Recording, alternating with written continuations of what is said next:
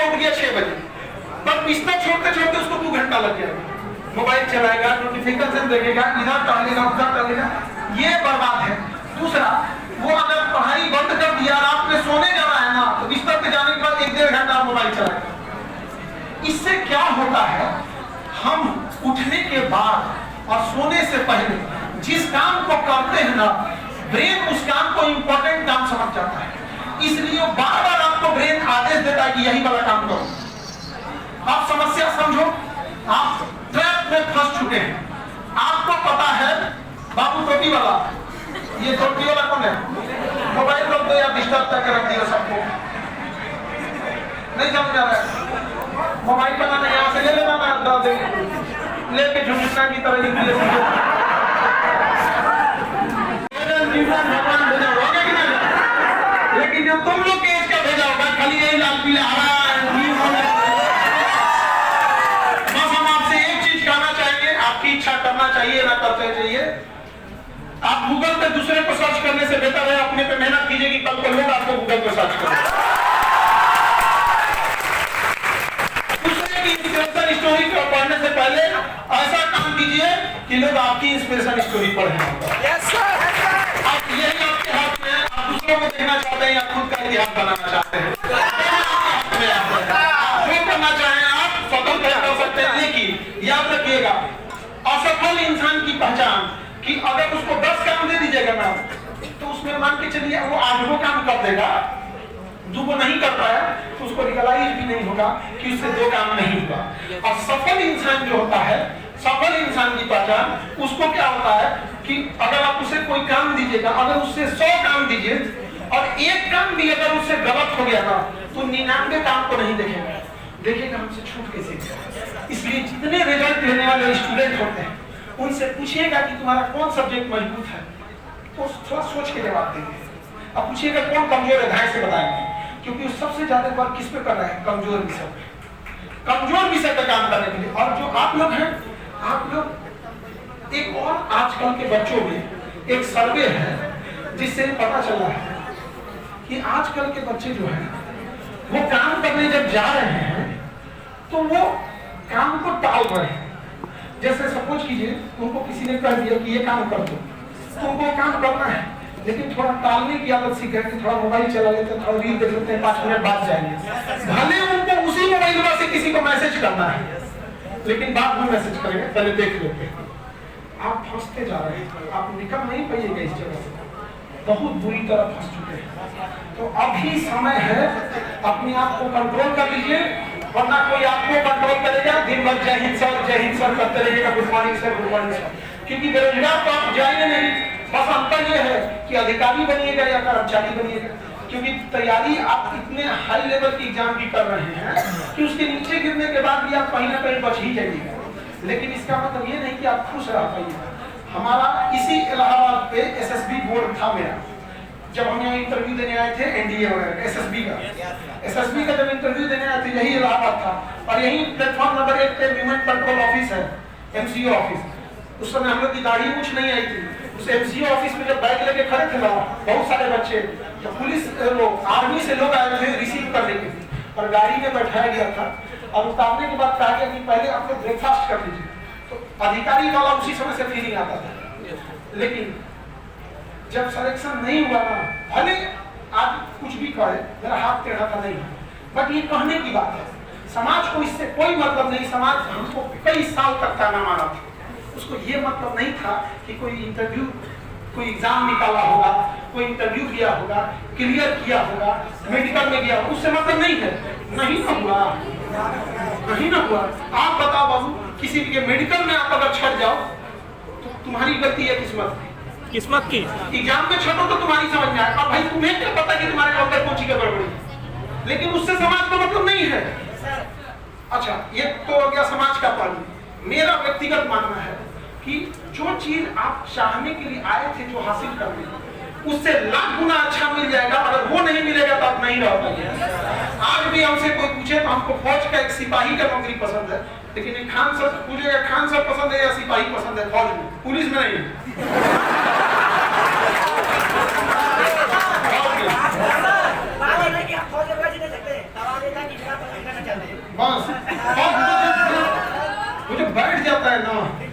एक चीज, तो आपके दिमाग में वो बैठ चुका है।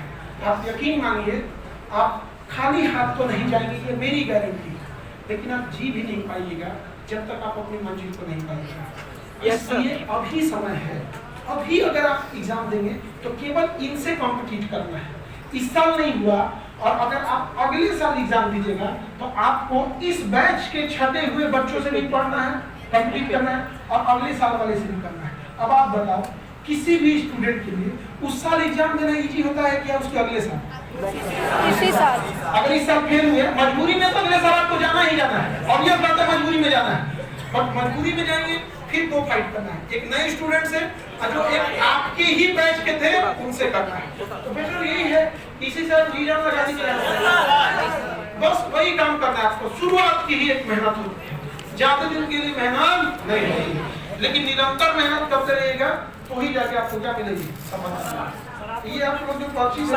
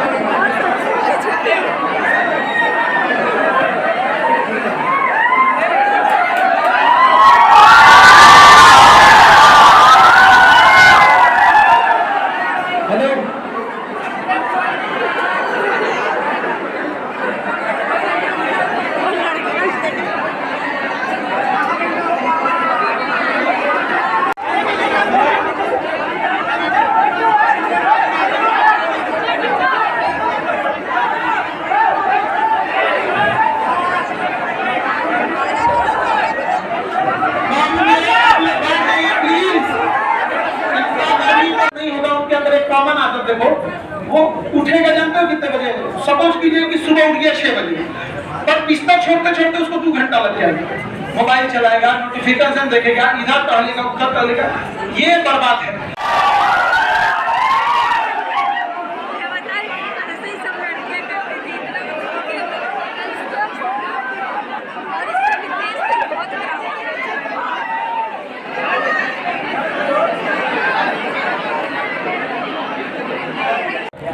पहले बच्चों में आप सोचिए ऐसा नहीं होता था।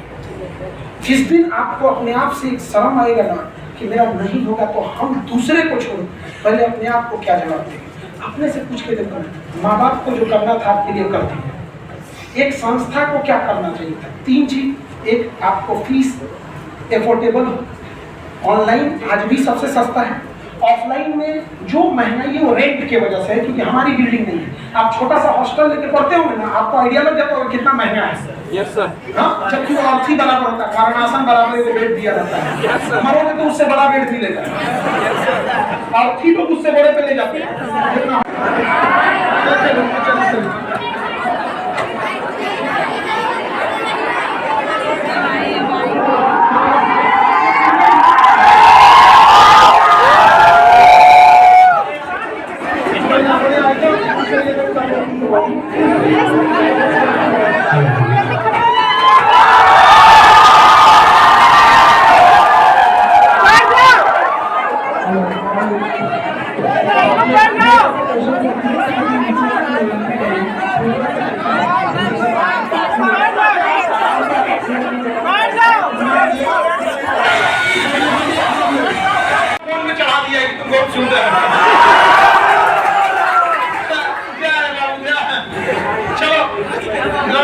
लड़का और लड़की आज के टाइम पे बाबू अगर आप कामयाब नहीं होंगे ना तो आपके फैमिली वाले ही 2 तरह का व्यवहार कर देंगे। समाज से बहुत दूर की बात हो गई है। आप यहाँ से खाली हाथ लौटेंगे ना, उससे ज्यादा दुर्दशा होगा जो बच्चे यहाँ आए ही नहीं थे।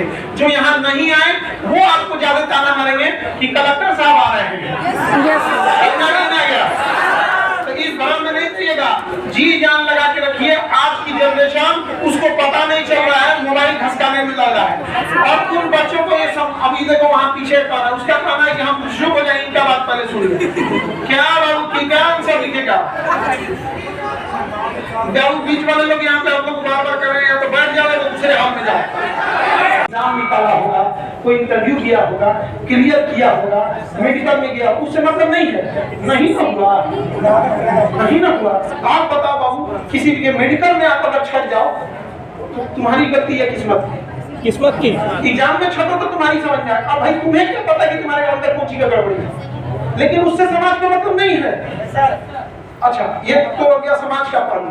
मेरा व्यक्तिगत मानना है कि जो चीज आप चाहने के लिए आए थे, जो हासिल करने, उससे लाख गुना अच्छा मिल जाएगा। अगर वो नहीं मिलेगा तो आप नहीं रह पाएंगे। आज भी हमसे कोई पूछे तो हमको फौज का एक सिपाही का नौकरी पसंद है, लेकिन एक खान साहब पूछेगा खान साहब पसंद है या सिपाही पसंद है, फौज में, पुलिस में नहीं।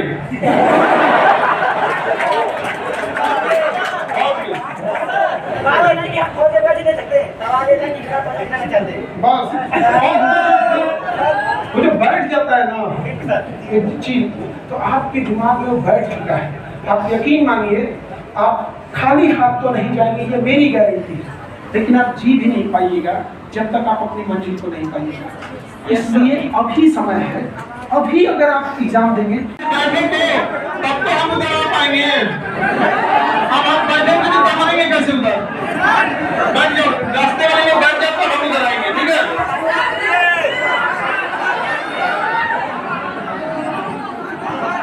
बाबू लोग प्लीज बैठ जाइए।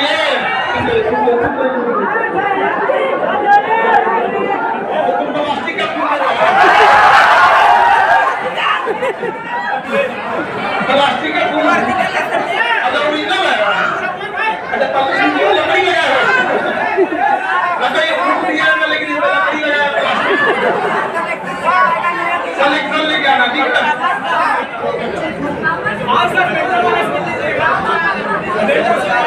हाँ एकदम मिल लेंगे। बस बाबू देखो बॉयज और गर्ल्स कितना डिसिप्लिन से बैठी है, और आप लोग बैठिए। गर्ल्स लोग ज्यादा डिसिप्लिन से बैठी है।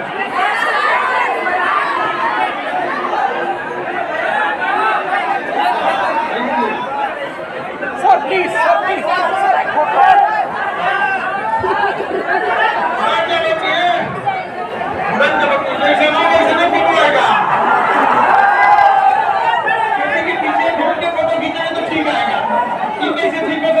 बहुत सारे बच्चों का कहना है कि सर आपने फीस तो कम कर दिया, थोड़ा बहुत हमको कई बार बच्चों को दिक्कत होता है। तो देखिए उसमें भी क्या है कि आपको एक पेपर देना होता है, एक एग्जाम देना होता है।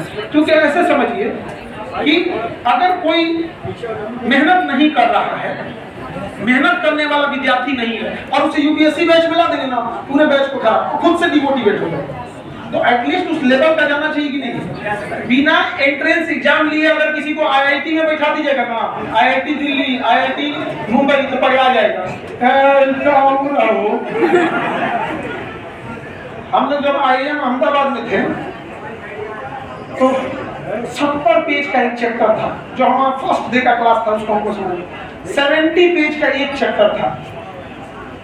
जब क्लास स्टार्ट हुआ ना, तो टीचर का पहला वर्ड था कि पेज नंबर 27 पे आपको ये डेटा मिला होगा। स्टार्ट कहां से किए थे? पेज नंबर 27 से। 2 दिन में एक चैप्टर खत्म, 70 पेज का पूरा डेटा था। और वो कोई कंपनी का डेटा चल रहा था, हमको अभी भी याद है, स्टारबक्स में, वो कॉफी कंपनी है, उसकी केस स्टडी चल रही थी। तो उन्होंने पहला पेज नंबर 27 या 28 पे, पेज नंबर 27 पे आपको एक डेटा होगा कि स्टारबक्स कितनी कॉफी कहां से खरीदती है। आप बताओ, ऐसे पहुंचा दो किसी को, माथा पीट दे रहे हैं। अपनी यहाँ की आदत है, तो आज क्लास समझाते हैं आपको।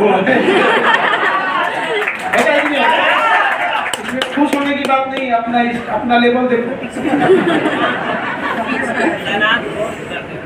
रोस्ट कर देते हैं।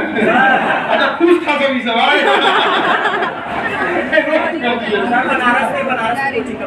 बनारस में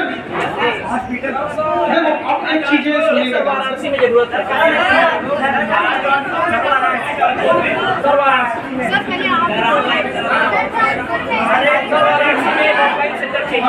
देखिए अभी फिलहाल जो दूर एरिया है वहाँ के बच्चे फिलहाल आप लोग ऑनलाइन कर सकते हैं, तो जैसे जैसे होगा वैसे हम लोग कर सकते हैं।